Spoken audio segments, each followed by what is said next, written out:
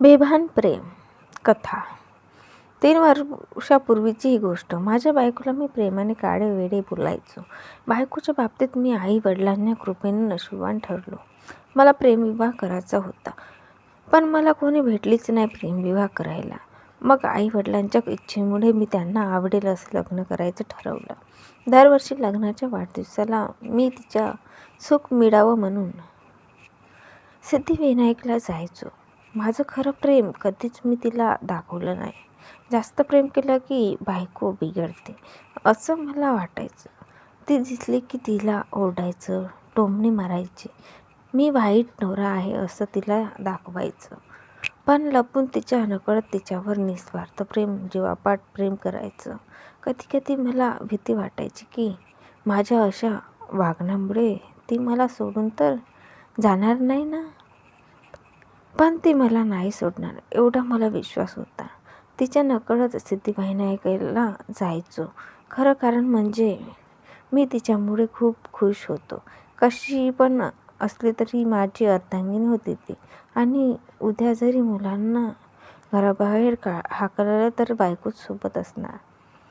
सुरुवातीला तिच्याशी लग्न करून मी काही दिवस खूपच खुशच नव्हतो. तरुण मनाला अप्सराच पाहिजे होती, पण सावळी प्रिया भेटली. लग्न झाल्यानंतर मी थोडं तिला टाळलंच असायचो, पण तिने कधी राग मानला नाही. मी कारण शोधायचो, तिच्याशी भांडायचं, पण ती भांडण रागात सुरू करायचो आणि ती प्रेमळ एकच शब्दात माझा राग शांत करायची. मी एवढं तिच्यापासून पळायचा प्रयत्न करायचो, तेवढंच तिच्याजवळ खेचलं जायचो. सावळी असली तरी चेहऱ्यावर जादूची चमक होती. मी तिच्या प्रेमात पडत होतो कारण ती होतीच तशी. तिच्यावर कविता करावी अशी होती माझी बायको. शांत स्वभावाची गोडपरी म्हणजे माझी बायको. आई वडिलांनी दिलेलं आयुष्याची गोड भेट म्हणजे माझी बायको. साक्षात देवीसारखी पूजाच करत राहावी अशी माझी बायको. घरातले सर्व काम करून कंटाळणारी स्त्री म्हणजे माझी बायको. व्यवहार ज्ञान असणारी, माझ्यापेक्षा हुशार म्हणजे माझी बायको.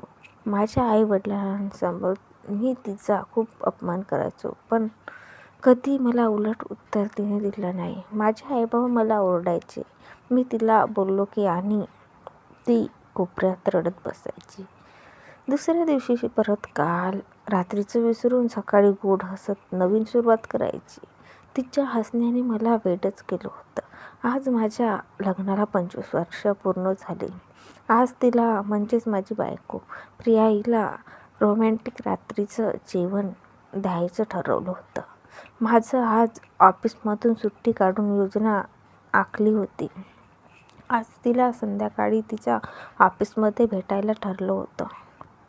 माझं नंतर चौपाटी फिरायची, हॉटेलमध्ये जेवायचं, रात्री तिचं आवडतं आईस्क्रीम खायचं आणि तिला एक पर्स भेट द्यायची.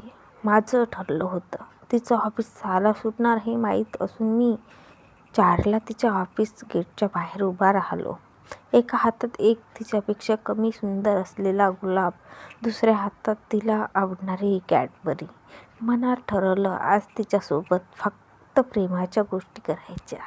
25 वर्ष माझ्यासारखा अर्धवट मूर्ख वेड्या नवऱ्याला सहन केलं म्हणून तिचं खूप आभार मानायचं माझं ठरलं होतं. 6 वाजून गेले तरी ती अजून आली नाही. तिच्या ऑफिसमधले सर्वजण जाताना दिसले, तरीही काही आली नाही. आज भरपूर काम असावं. 7 वाजले अजूनही ती आली नाही. खरंच तिच्या वासचा गळा दाबावा वाटत होता. 8 वाजले तरी ती आली नाही. वैतागलो होतो, पण रागावायचं नाही ठरवलं होतं. 9 वाजले तरी आली नाही. आता सहन होत नाही. सरळ तिच्या ऑफिसमध्ये गेलो. ऑफिस बॉय ऑफिस बंद करत होता. मी म्हणालो, अरे थांब, माझी बायको आत आहे अजून. ऑफिस बॉय म्हणाला, हो सर, सगळे गेले आत्ताच, आत कोणी नाही. तुम्ही कोण? अरे प्रियाबाई असतील. ऑफिस बॉय, कोण प्रियाबाई? इथे कोण प्रियाबाई नावाचं काम करतच नाही. गप्पा, तुला काय माहिती नाही. थांबा 1 मिनिट सर, तुमचा गैरसमज दूर करतो. ऑफिसचे मेन सर येत आहेत.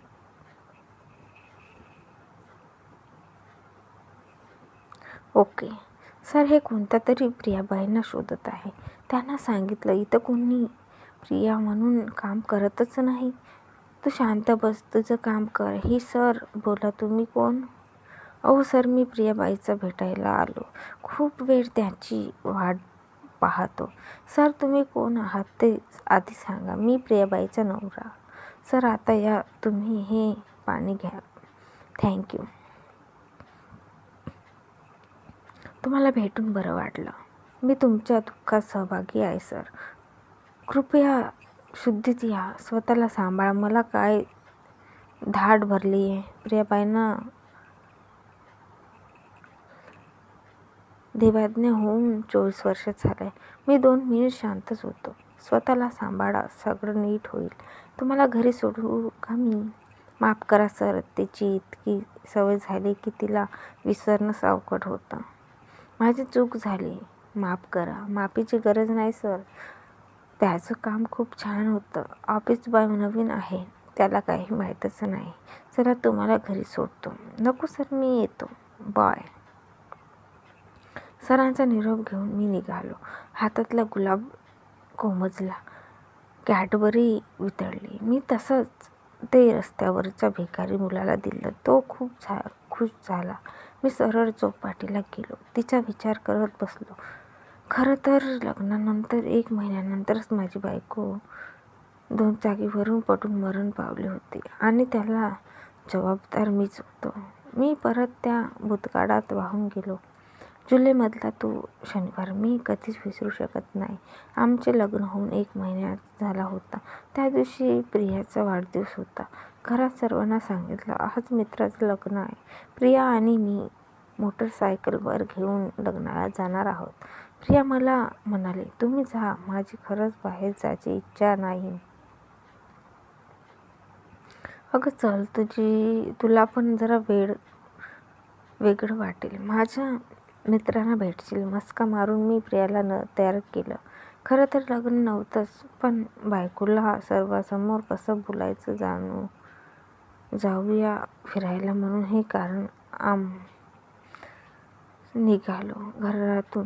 डायरेक्ट चौपाटीवर. अहो लग्न कुठं आहे? तिने विचारलं. तू गप्पा बस आणि चल माझ्यासोबत. प्रियाला एक ठिकाणी थांबवून मी केक आणायला गेलो होतो. तिच्या चेहऱ्यावर प्रश्न दिसत होते. मी आलो, तिला एक गुलाब दिला, कॅडबरी खाऊ घातली आणि केक समोर ठेवून वाढदिवसाच्या शुभेच्छा दिल्या. ती खूप खुश झाली. तिचं हसणं मला अस्मरणीय सुख देऊन गेलं. केक कापला, दोघांनी खाल्ला आणि राहिलेला केक चौपाटीवर फिरत असलेल्या गरीब मुलांना दिला. प्रिया खूप खुश होती. तिला चौपाटीच्या पाण्यात नेऊन भिजवलं. भिजलेल्या अवस्थेत ती गुलाबासारखी फुलली होती. तिच्यासोबत बोलण्यात कधीही वेळ गेला कळलंच नाही. अचानक पाऊस सुरू झाला. चला लवकर घरी, आई बाबा वाट पाहत असतील हो. पाऊस कमी झाल्यावर आम्ही निघालो. घरी लवकर पोचताव या दृष्टीनं 50-60 किमी वेगाने मी गाडी चालवत होतो. हायवेला लागल्यावर नंतर अचानक माझ्यासमोर एसटी आली. पाऊस थांबला होता. गाडी वेगातच होती. वाईट वेळ होती. बसच्या मागे असल्यामुळे आणि मोटरसायकलच्या कमी प्रकाशाने मला खड्डा दिसलाच नाही. गाडी मोठ्या खड्ड्यातून वेगाने बाहेर पडली. प्रियाने मला घट्ट पकडलं, पण घात झाला. लागोपाठवर 2 मोठे खड्डे, पाणी भरलेले मला दिसलेच नाही. गाडी जोरात खड्ड्यात आपटली आणि प्रिया गाडीवरून पडल्यावर मी लगेच गाडी थांबवली. गाडी तशीच टाकून प्रियाकडे धावलो. प्रियाला काहीही सुचत नव्हतं. ती बेशुद्ध अवस्थेत होती. एका माणसाने गाडी बाजूला घालली. प्रिया रस्त्यावर बाजूला घेतलं. रिक्षा थांबवून आणि हॉस्पिटलकडे निघालो. प्रियाच्या डोळ्यातून रक्त वाहत होतं. माझे हात शर्ट पॅन्ट प्रियाच्या रक्ताने भिजले होते. काहीच सुचत नव्हतं. प्रियाला हॉस्पिटलमध्ये आणलं. डॉक्टर चेकअपला आले आणि म्हणाले, माफ करा पण याचं निधन झालंय. एका क्षणात पायाखालची जमीन सरकली होती. लाजणारं फूल एका क्षणात कोमेजलं. मी आईबाबांना फोन लावून सर्व सांगितलं. माझ्यासाठी वातावरण बेशुद्ध झालं होतं.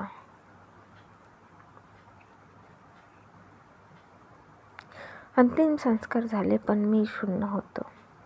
लोक खूप स्वार्थी असतात. अपघाताची वेळ माझ्यासाठी वाईट होती. त्याच्या लोकांनी चांगलाच फायदा घेतला.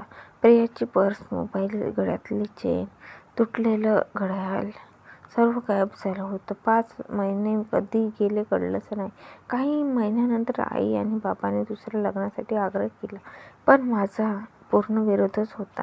कारण स्वतःला मी अपराधी मानलं होतं. माझ्या बायकोचा मीच खून केला असं मला वाटत होतं. दुसरं लग्न म्हणजे समजून गेलेल्या कराराचं असं मला वाटायचं. आणि आज या ऑफिसच्या सरांमुळे मला जाणवलं मी आजारी आहे. बायकोचे निधन होऊन 24 वर्ष 11 महिने झाले तरी तिला मी विसरलो नाही. तिच्या 1 महिन्याच्या अस्तित्वाने मला वेड केलं होतं. आईबाबा पण मला सोडून गेले आणि मी दादा वहिनीकडे राहत नाही. एकटाच राहतो. त्या एकट्या घराने मला आजारी बनवलं. कधी कधी मी ऑफिसमधून घरी येऊन या मोकळ्या घराला पाणी आणि चहा मागायचो. कधी कधी आंघोळ करून प्रियाला हाक मारून टॉवेल मागायचो.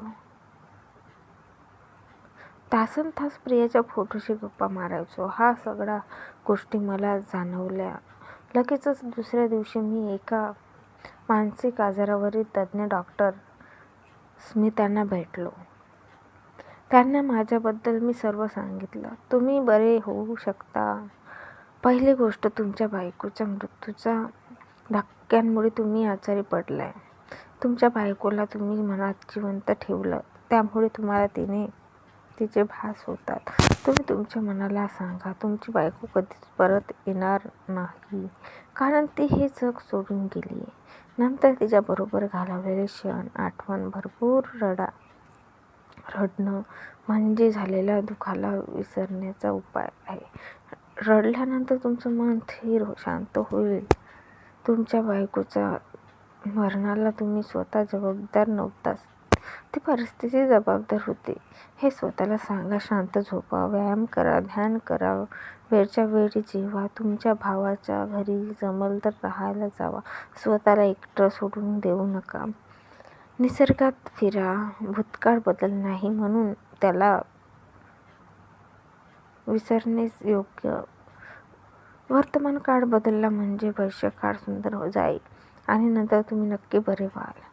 आज 3 वर्षानंतर मी बरा झालो. आता स्वतःला भयानक मानसिक आजारातून सावरलं. मी आता मस्त खुश आहे. बायकोच्या फोटोशी आज पण गप्पा मारतो. पण मी गेले याची जाणीव ठेवून आता 58 वर्षाचा झालोय. नोकरीतून सुटका झाली, पण आयुष्य आनंदात घालवतो. आता खूप काम चालू आहे. मी 60 वर्षावरील वयस्कर लोकांना एक क्लब सुरू केलाय. आपण कितीही म्हातारे झालो तरी आपलं मन तरुणच ठेवायचं, हा क्लबचा हेतू. क्लबचे नाव नवीन सुरुवात ठेवलंय. या क्लबमध्ये फक्त हसायचं, खेळायचं, व्यायाम करायचा, पुस्तक वाचायचं, एकमेकांना मदत करायची, जुने चित्रपट पाहायचे, क्रिकेट पाहायचं, पिकनिकला जायचं आणि समाजसेवेसाठी जमेल तसे उपक्रम राबवायचे. झाड लावणे, स्वच्छता राखणे, वयस्करांचा आदर करणे यासाठी रॅली काढायच्या. शहराच्या चौकात अभिमानाने उभ्या असलेल्या महान माणसांच्या पुतळ्यांना साफ ठेवायचं. जे सरकारला जमत नाही ते आपलं तरुण मनाने आपलं चांगलं करायचा प्रयत्न करायचा. ही सर्व कामे कोणत्या प्रसिद्धीसाठी, राजकारणासाठी न करता लोककल्याणासाठी करायची. ही सर्व कामे ही वयस्कर मंडळी आनंदाने, श्रमाने करतात. आपल्या पुढील पिढीला सुख शांती